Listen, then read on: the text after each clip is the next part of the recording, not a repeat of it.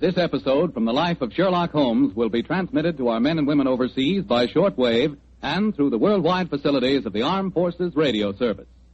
Petri Wine brings you Basil Rathbone and Nigel Bruce in the new adventures of Sherlock Holmes.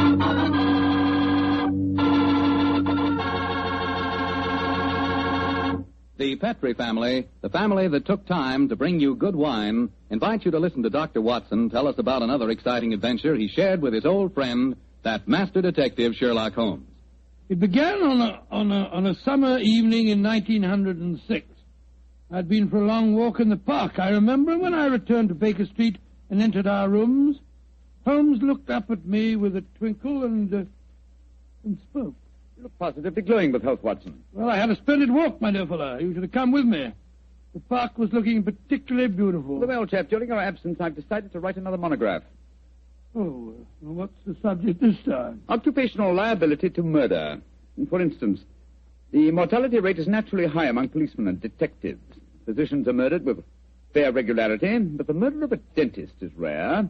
And who ever heard of a murdered veterinary surgeon? It's quite true, but what's the occasion for this little homily? I've been browsing over my newspaper clippings. Yeah? You recall ever hearing of a murdered tobacconist, Watson? No, I can't say that I do. Oh, why? And yet my clippings inform me that no less than 3 tobacconists have been murdered in the past 6 months, and all the murders have occurred in the same small shop at the east end of London. Now, why do you suppose 3 tobacconists would be murdered in the same shop?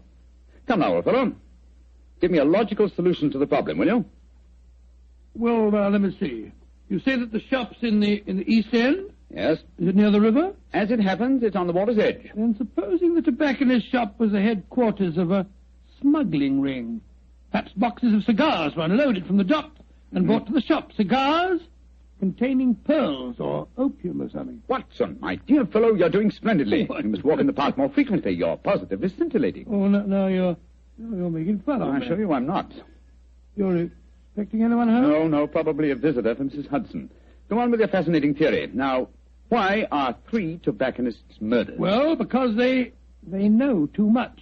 Perhaps they demand a share in the profits, so the head of the ring decides to kill them. Plausible enough, Watson. I really must congratulate you. I can see that I'm very lucky in having a biographer with such a lively imagination. Thanks very much. Come in. That's very nice of you. Imagination. Oh, hello, Lestrade. Lestrade, I'm glad to see you. I hope I'm not intruding. Not at all, my dear fellow. Come along, sit down. Thank you, Miss Holmes. Anything remarkable on hand? No, Miss Holmes. Nothing very particular. Then tell me all about it, Lestrade. Can't hide anything from you, can I, sir? Yes, there is something on my mind, and no mistake. And it concerns the 3 murdered tobacconists, I see. Splendid. Now, how the blazes did you know that? Yes, Holmes, that's pure magic. Not at all, my dear Watson. It's simple deduction. Observe the 5 cigars peering out of Lestrade's breast pocket. They are of a far superior quality to his usual brand. Obviously, the scene of his latest investigation has proffered certain, well, shall we say, professional perquisites. Am I right, Lestrade? Of course you are. Careful one, Mr. Holmes. Thank you, no, I'll stick to my pipe. Well, how about you, Doctor? Oh, thank you, Lestrade. Right, you. Coronas. And now, Inspector, tell me about the murdered tobacconists.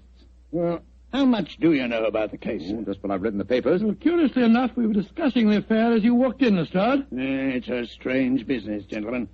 I only got hold of the old story today when I had a long talk to young Jack Longworth. He's the owner of the shop. Oh, in relation to Gerald Longworth, the taller member of Parliament who battled so successfully against the slum clearance bill? His son, Mr. Holmes. Nice young fellow, too. When his father died, he inherited this shop along with a lot of other property in the East End. Well, how big a shop is it, Lestrade? Oh, just a hole in the wall, Doctor, like all the other shops in that part of London. Young Mr. Longworth tells me he first rents it to a man by the name of George Grillet. He lives there with his daughter Lily and made it quite a nice go out of the shop. 6 months ago, when Jack Longworth was abroad, George Grillet has a stroke and nearly kicks the bucket. Kicks the what? He nearly dies, Doctor. Oh, kicks the bucket. That's very good. I remember that. And then what happened, Lestrade? Well, while he's in the hospital, his daughter gives up the lease on the shop. A few days later, an Italian takes it over, and a couple of weeks later, he's found with his float cart. Did you investigate that first murder yourself? No, Mr. Holmes. It seemed like any of a dozen killings we get in that part of London. A Shopkeeper cut up, his till emptied, no clues. Well, who was the next tenant? A Scotchman. Bloke by the name of Mackintosh. A few weeks after he moved in, the same thing happened to him. That time, I did go down there, but I couldn't find out nothing. Was robbery again the apparent motive? Yes, sir, but the killing wasn't the same. He was strangled with a silk scarf. Silk scarf, eh? And who was the third tenant? The man who was murdered yesterday? A Hindu fella. A man by the name of Mukherjee. He takes it over a week last Friday, and yesterday we finds him knife through the back and his money gone. Of course, I was down there before you could say Crystal Palace. But once again, I didn't find out nothing. No knife, no fingerprints on the till, no footprints, just a very dead Hindu. Was young Mr. Longworth the landlord in England when these murders occurred? Yeah, that's the funny thing about it, Mr. Holmes. He docked at Tilbury yesterday morning. He didn't know nothing about what had been going on. Well, I imagine he'll have difficulty in renting the shop after 3 murders. Well, that's just it, Doctor. That's why he comes to me at the yard. George Grillett, his first tenant of the shop, moved back there today with his daughter Lily. And young Mr. Longworth's worried about them. Well, if you ask me, he's more worried about the daughter than he is about old man Grillett. So the original tenants of the shop are back in residence again, eh? And, what do you want me to do? Well, I thought perhaps you'd be interested enough to come along with me and look at the shop, Mr. Holmes. I should be very glad to, my dear fellow. Get your coat and hat, Watson. Oh, that's your... Oh, dear, that wretched instrument. I'll answer it. Hello? Mycroft, how are you? What? Yes. Yes, he's here now. Why, of course. I'll do everything I can, certainly. Let's have dinner together soon, shall we? Splendid idea. All right, goodbye. Well, was that your brother, Holmes? Yes. Lestrade, I do think you might have told me the whole truth. Well, how do you mean, sir? I thought your visit was prompted by a need for friendly assistance. I didn't realize that you came here virtually on a government order. Well, it wasn't just quite like that, Mr. What's Holmes. the government got to do with the case, and how does your brother Mycroft fit into the picture? Not sure yet. But of one thing we may be certain. There's obviously a great deal more in this case than Lestrade would have us believe. Why do you say that, Holmes? You must bear in mind, old fellow, that occasionally Mycroft is the British government.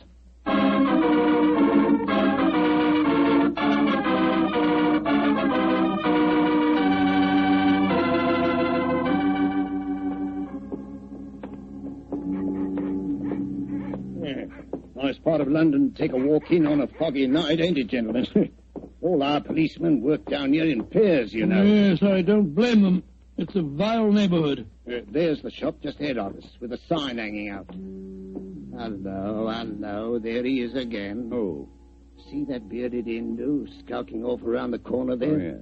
He's been haunting the place ever since I came down here. So a bearded Hindu haunts the place, eh? Yes, and yesterday, Holmes, the Hindu proprietor of the shop was murdered. Exactly. Well, here we are. I'll go in first. Depressing-looking place, huh?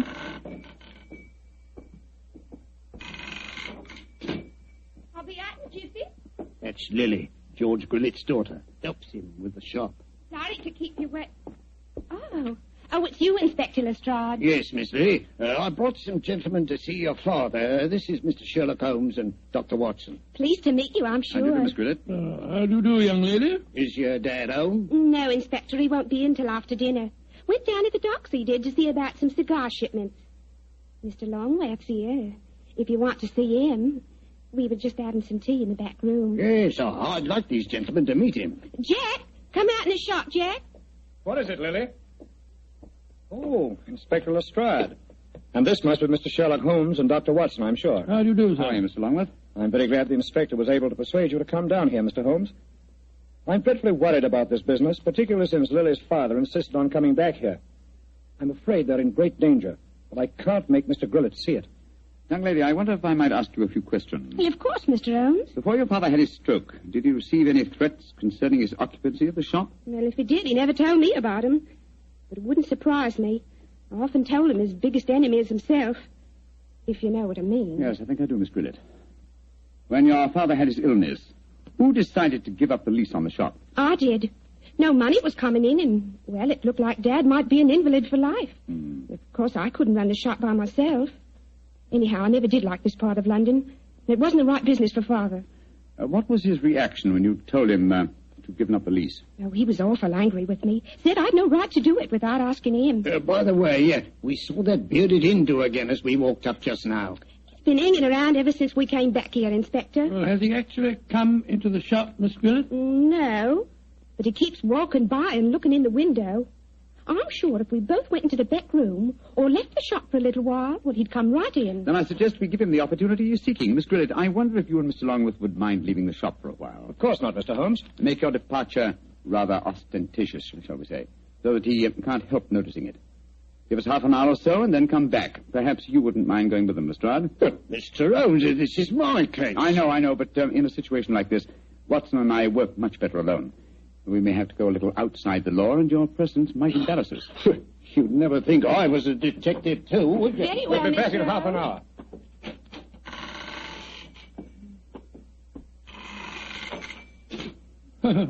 Poor old Lestrade.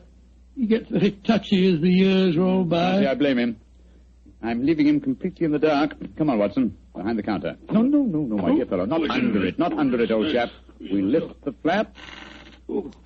So. Now I suggest we crouch down behind here. Come on. That's it. Have you got your revolver, Watson? Yes, it's in my pocket. Good. Meantime, make yourself as comfortable as these cramped quarters will permit. We may have quite a wait ahead of us.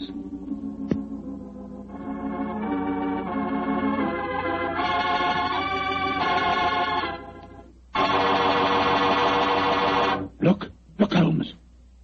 There's the Hindu now, peering through the window. Revolver handy. Yes, sir. Here he comes.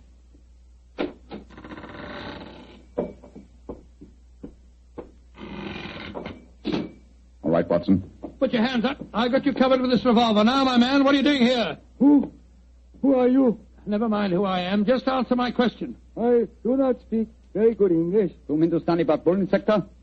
सकता है. Eco तुम इधर आया? देखने को आस्ती तुम्हारा भाई हमको हुक्म दिया. तुम्हारा भाई? तुम जा नहीं सकता? बहुत अच्छा. Salam. No, you don't, my man. Just you stay where you are. It's all right, Watson. Let him go. He's on our side. I wish you'd tell me what in thunder's going on. Who that man was and why you let him go. He's an investigator from the Foreign Office, old chap. Given his instructions by my brother, Mycroft. Mycroft? Yes, old fellow. When my brother fails to tell me all the facts concerning this case, I begin to think these triple murders have far greater ramifications than we ever dreamed of.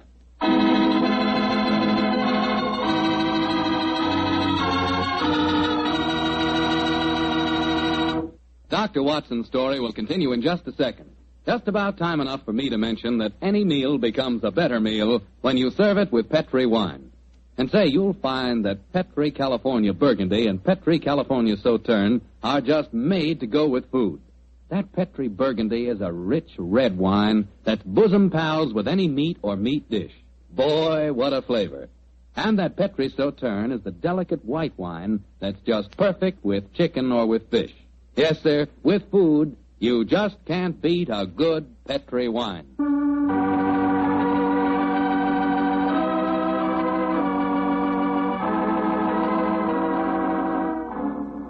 And now back to tonight's new Sherlock Holmes adventure. A puzzling case is occupying the attentions of Sherlock Holmes and Dr. Watson. 3 murders have taken place in a small tobacconist shop in the East End of London. As we rejoin our story, it's late at night, and Sherlock Holmes and Dr. Watson, accompanied by Inspector Lestrade, are once again walking toward the ill-fated shop. Well, I don't see that you've accomplished much, Mr. Holmes, except that you've just bought me a nice dinner. We're making progress, Lestrade. If only by the elimination of obvious suspects.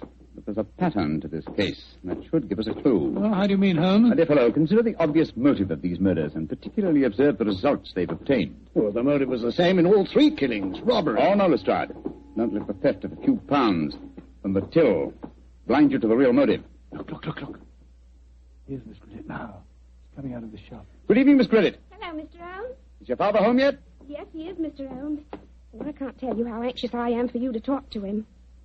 I'm going to meet Mr. Longworth. He's taken me to the music hall.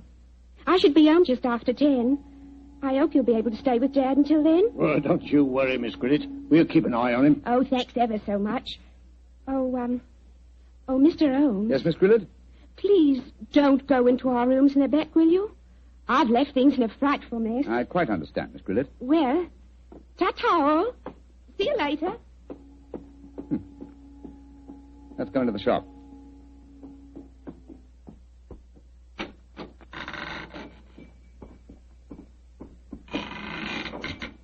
Who is it? Oh, it's you, Inspector. Here, these gentlemen, Mr. Sherlock Holmes and Dr. Watson. Oh, how do you do, sir? Good evening, sir. Good evening. Did you meet young Lily just now? Yes, she told us she was going out to the music hall with Mr. Longworth. Yes. I'm afraid we had quite a set to about that. A very strong-willed girl, Lily, very strong-willed. Am I to assume that you disapprove of your daughter's association with Mr. Longworth? Yes, of course I do. He's a top. He's got lots of money. Lily's so blind she can't see that he's up to no good. I'm pretty sure he's afraid I might find out what's really at the back of these here murders. And what is your theory, sir? Well, I'll tell you this in confidence. Got nothing to back it up now, you understand. There's been talk of widening the docks around here. That'd make property values go up, you see, of course. Well, young Longworth's been trying to buy up all the other shops along the waterfront here, but they wouldn't sell. If you ask me, he's had these murders done just to frighten people away so that he could buy cheap. Now, I'm not saying that he did the murders himself, you understand, but he planned them. Why, in these parts, it's easy enough any night to get a throat cut for a couple of quid. Yeah. That's why I'm glad you're here, gents. You see, I just got another warning. Warning? What do you mean, sir, warning? Found this note slipped under that door there not 3/4 of an hour ago. Receive, please. What does it say, Holmes? I shall call on you at 8:30 tonight. If you know what's good for you, you'll be waiting for me alone.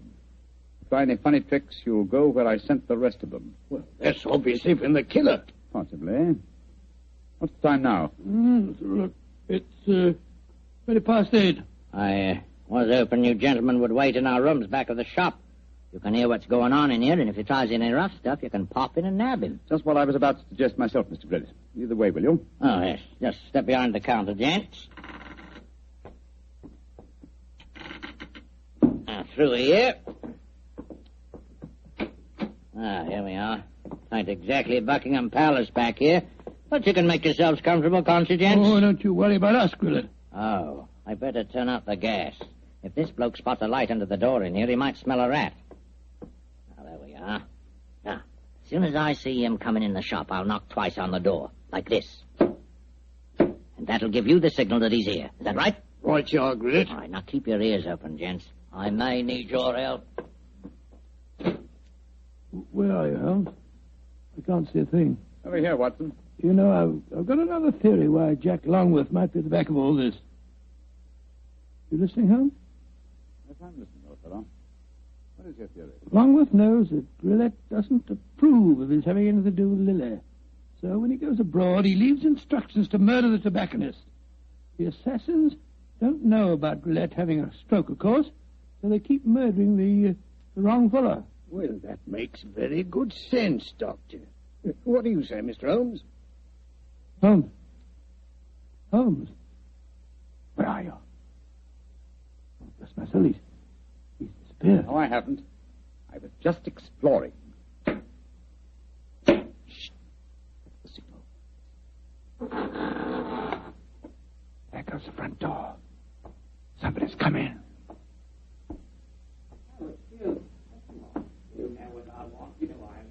We'd better go in.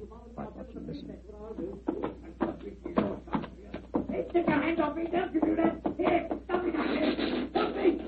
We've got to get in there at once. Open the door. Well, it's locked. Never mind that. Get your shoulders into it. Come on, help me. Come on, one more.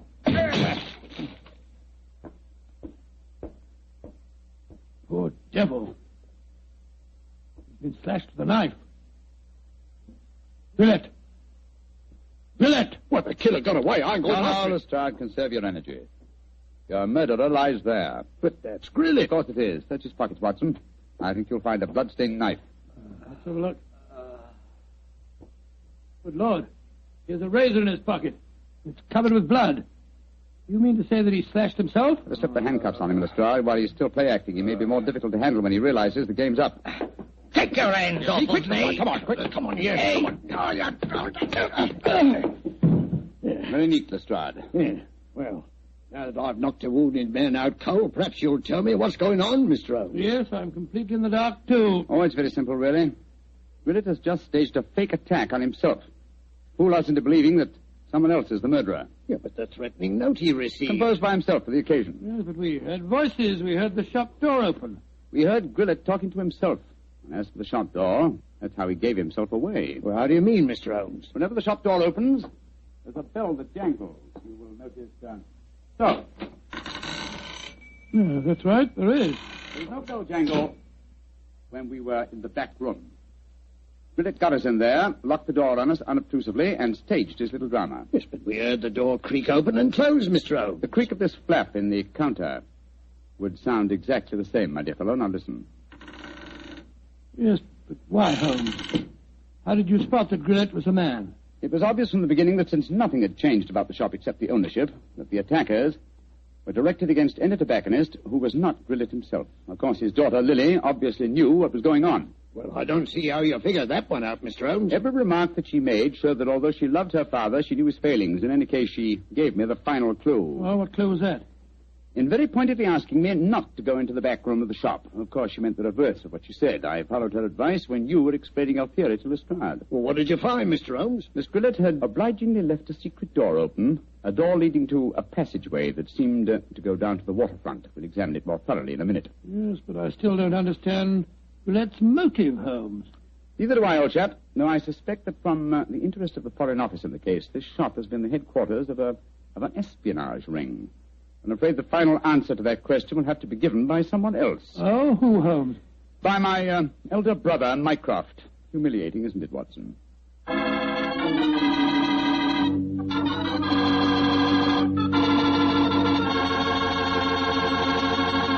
And what was the final answer to the question, Dr. Watson? Well, Holmes was right as usual, Mr. Foreman. The shop had been the headquarters of a spy ring operated by Grillett. Many international criminals had been smuggled in England or foreign ships moored up the river. And did Mr. Grillett hang for his crime? No, he didn't, my boy. Before he came to trial, he had another stroke and he died. Probably just as well for his daughter's sake. Oh, his daughter. Lovely girl. Did she marry Longworth? Indeed she did. As a matter of fact, I danced at her wedding. It was a very wonderful wedding reception. You would have been there yourself, Mr. Foreman. In fact, you'd have liked it very much. They served a pretty good wine. Was it a Petri wine by any chance? Oh, well, it was so good it easily might have been. You mean because Petri wine is the kind of a wine you can't forget? That's exactly what I do. Well, that's because the Petri family really knows all there is to know about the fine art of turning luscious, sun-ripened grapes into fragrant, delicious wine. You see, the Petri family's been making wine ever since they started the Petri business way back in the 1800s. And they've been able to hand on down in the family from father to son, every bit of their skill and experience. That's why Petri wine is so good today, because Petri took time to bring you good wine. And say, don't forget to take a moment yourself and send for your free recipe calendar. Remember, send to Petri Wine, San Francisco 26, California.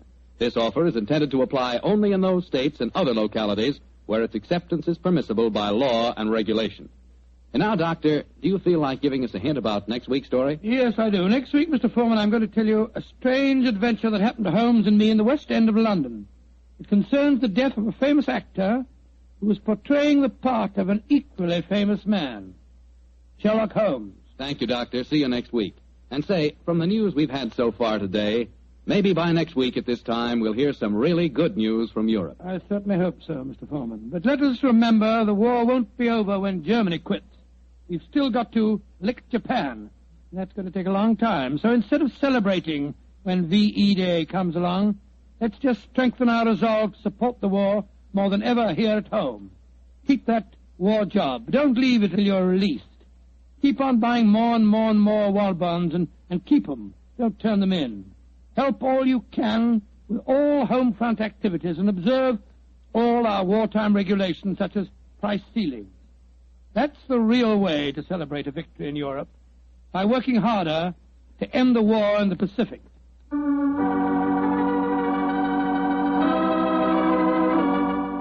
Tonight's Sherlock Holmes adventure is written by Dennis Green and Anthony Boucher and is based on an incident in the Sir Arthur Conan Doyle story, The Adventure of the Six Napoleons. Mr. Rathbone appears through the courtesy of Metro-Goldwyn-Mayer and Mr. Bruce through the courtesy of Universal Pictures, where they are now starring in the Sherlock Holmes series. The Petri Wine Company of San Francisco, California invites you to tune in again next week, same time, same station. Meanwhile, don't forget to take advantage of our offer of a free recipe calendar. Oh, the Petri family took the time to bring you such good wine. So when you eat and when you cook, remember Petri wine. To make good food taste better, remember... Petri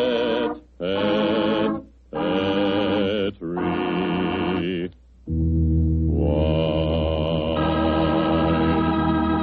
This is Bill Foreman saying goodnight for the Petri family. Sherlock Holmes comes to you from our Hollywood studios. This is the Mutual Broadcasting System.